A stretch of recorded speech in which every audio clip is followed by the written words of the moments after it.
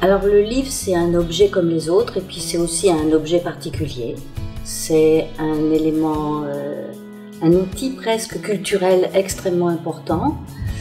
Et il y a des étapes nécessaires, comme pour tout apprentissage, avec le livre. Donc, la première chose à dire, c'est que plus on va donner tôt un livre à un enfant, plus vers l'âge de 2-3 ans, ça sera un outil où il y a une histoire. Au démarrage, les tout petits bébés goûtent le livre. C'est un objet, on le goûte. Et d'ailleurs, adultes, on dit aussi ce livre était formidable, j'ai dévoré. C'est au figuré, les bébés, c'est au propre. Donc, les tout petits bébés appréhendent le livre comme n'importe quel objet, sauf que le livre, c'est un objet tout à fait particulier, puisqu'il y a des pages, et que l'on tourne les pages. On connaît peu d'objets qui fonctionnent comme ça.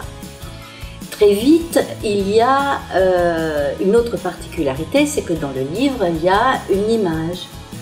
Et que l'image, elle apprend à se lire. On apprend à lire une image. C'est pas inné de lire une image. Troisième caractéristique du livre, c'est qu'on peut en faire un outil relationnel.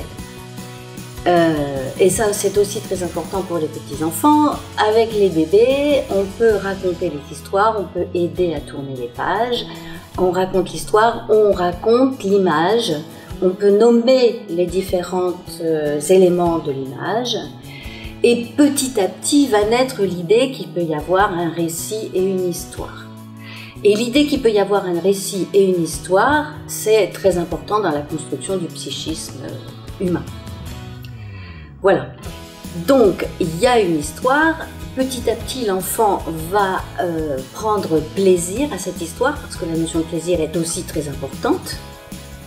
C'est ce qui fait que, par exemple, dans un espace d'enfants de 2 ans ou 3 ans, le moment difficile parfois de la séparation le matin peut être adouci par le plaisir, soit de lire une histoire avec le parent avant de le quitter, soit d'avoir la perspective, une fois le parent parti, de lire une histoire avec le professionnel présent. Donc, c'est un outil, on pourrait dire, polyvalent. Il accède à la culture, il permet l'accès à la culture, et en même temps, il est relationnel.